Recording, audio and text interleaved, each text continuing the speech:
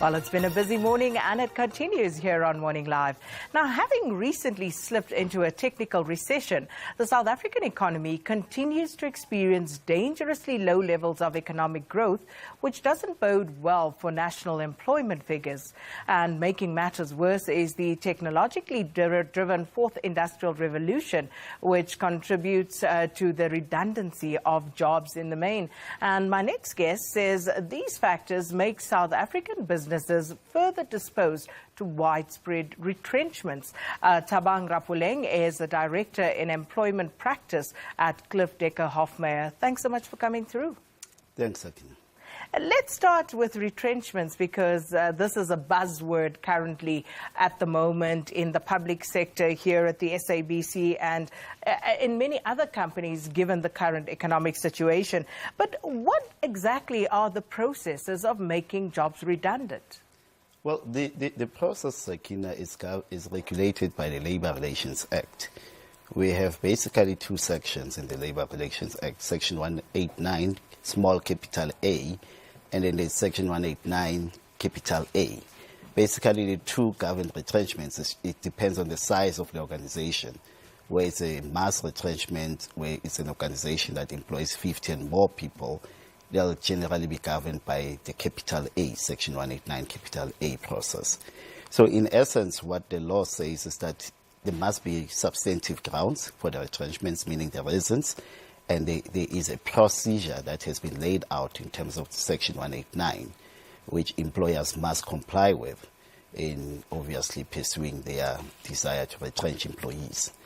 So in essence, if I was to sum it up, the law basically says the employer, in terms of procedure, the employer must engage in a meaningful joint consensus-seeking process. So you consult, but you consult with the purpose of seeking a consensus with the employees on the retrenchment itself, the grounds, the alternatives that needs to be considered. So it should not be a rushed process. It's quite a detailed process by its very nature. But how plausible is that, consensus-seeking process if it would seem in most cases that it is already a fait accompli by the time the employer sits down to engage, that they've made up their mind, they need to retrench X amount of workers, and it's now about just going through, the checklist and making sure that you abide by the letter and spirit of the law? Unfortunately, in practice, it can be like that, where you find that a decision has already been made. But if the letter of the law was to be followed, it says at the stage where you contemplate that you might need to retrench, you need to now trigger this process. Meaning it should be at the stage where before decisions have been made.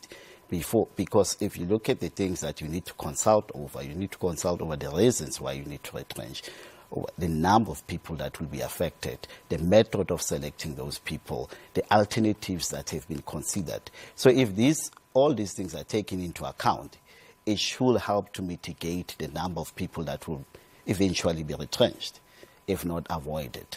So all of this seems like a collective process. What rights does the individual have under these circumstances?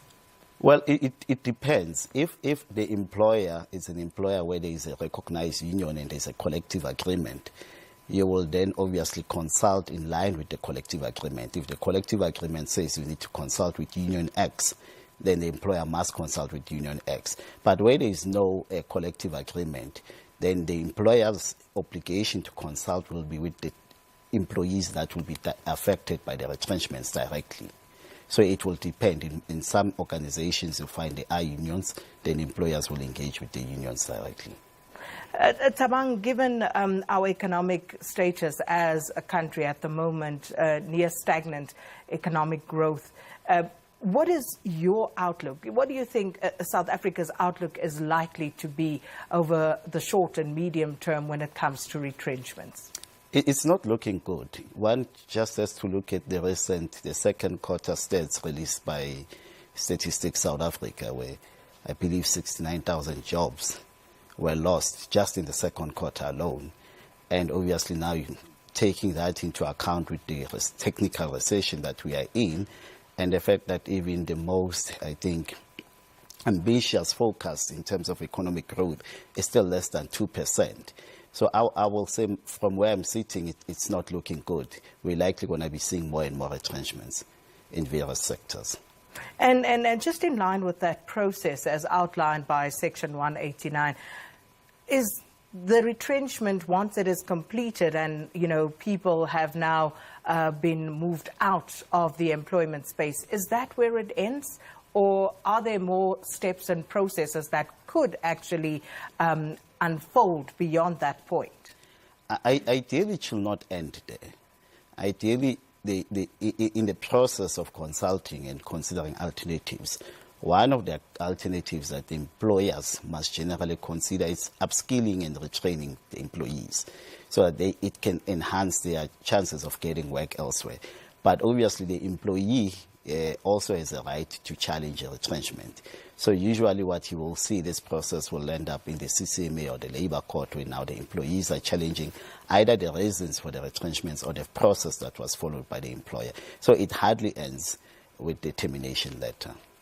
And I want to take a break, but before I do, can I just throw this question in? So the retrenchment process is embarked upon, it is complete, and suddenly there's an upturn in economic fortunes at the company or the country as a whole.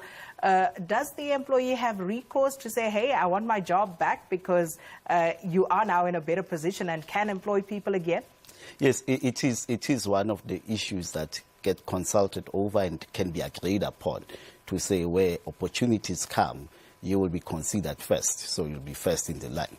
So yes, it can be arranged in that way.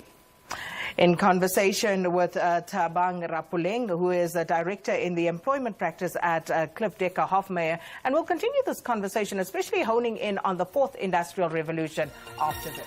And welcome back, Thabang Rapuleng of Cliff Decker Hofmeyr with me, and we're talking about some of the factors that impact on our employment situation at the moment. We spoke about retrenchments. I want to now go to the fourth industrial revolution, and just looking at some of your work, and you've spoken about four main drivers that actually drive change. Now, how are they likely to impact on us given this advancement of the fourth industrial revolution as well? Sakina, it need not be a lose-and-lose situation, but all these changes will require employees to be retrained and reskilled, because what's likely going to happen is that certain tasks are going to be redundant. Where you'll find that now technology will be taking over in the performance of those tasks. But then there will also be a need for the skills that, which are aligned with the advancements, the technological advancements. So if employees are properly reskilled, and it means the old way of training falls away, training now will become a permanent feature in employment, where you'll constantly need to upskill yourself. If one looks at the rapid phase on which technological advances are moving, one will continually need to be reskilled. So it will have an impact. It will have an impact, and it can have an impact on the number of jobs that will be lost, but it need not necessarily result in a total loss of the workforce, because you will still need the skilled people to match the advances in technological advancements. But how do you do that in labor-intensive sectors like the mining sector, for example? Yeah, with the mining sectors, we've already seen that it's proving to be quite difficult, and that's because you will look at the workforce in the mining sector is generally an unskilled workforce, and you'll find that in order for you to retrain them and reskill them, you'll need to retrain them and reskill them for jobs outside the mining sector. Now you'll need to train them to be able to participate in other sectors of the economy, because of the challenges and the unique challenges which the mining sector is facing. And just to round it off, so there needs to be a reskilling. Let's assume, hypothetically, that the money is there through the skills levy. Do we have the institutions that can provide the requisite training? Well, the money is there. Definitely the money is there through the skills levy, and you'll be shocked to find that in most cases the money is not even utilized. It remains there. In terms of do we have training institutions, from where I'm sitting, I will say we do have training institutions that can assist. It need not be formal institutions, because at the end of the day, you are reskilling someone to be able to participate in the economic sector. So that's where now you need to be able to make use of even the NGOs that are offering some employment-related trainings. So it need not be a formal training institution, because you are simply reskilling a person to be able to enhance their chances of finding alternative work. Essentially, that's what you're doing. Thabang Rapuleng, thanks so much for your insights, and this is a conversation that will be ongoing. Thabang Rapuleng is a director in the employment practice at Cliff Decker Halfmeyer, and talking to us about employment and the economy. And what is clear is that it's not going to be business as usual. Reskilling, upskilling, so something is going to have to give. But we're going to take a quick break.